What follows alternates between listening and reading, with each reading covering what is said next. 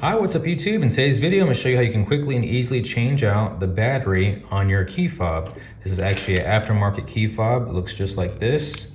And after you break everything down, it'll look just like this. I'm going to walk you through the steps and show you how to take out the battery and put everything back together. If you're going to check out the best prices on these batteries or even on these aftermarket key fobs, then just check out the links I provide down in the description below.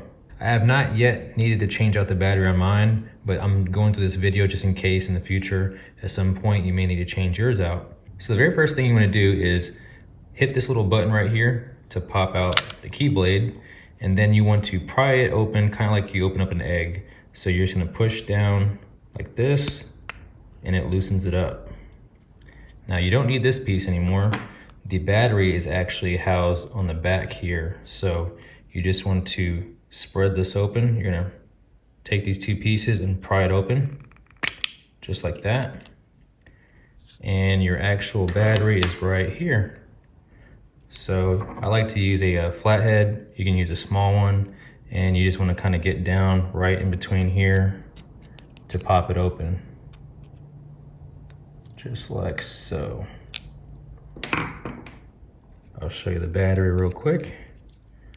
So this battery is actually a Maxwell CR2032 3-volt battery made in Japan.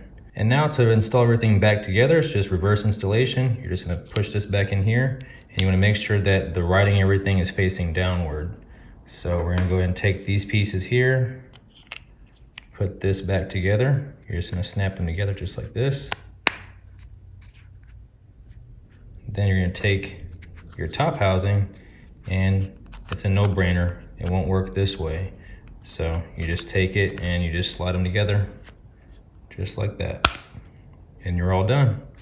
Hope this video helped out. If you have any questions for me, just leave them down in the comment section below. And also if you want to check out the best aftermarket key fobs out there for all makes and models, especially for Toyota, like this one I'm using on a 2012 Toyota Tundra. Works great. And like I said, the great thing about these keys is that at least with my vehicle, I have two separate keys that I had to deal with before, and now I just have one.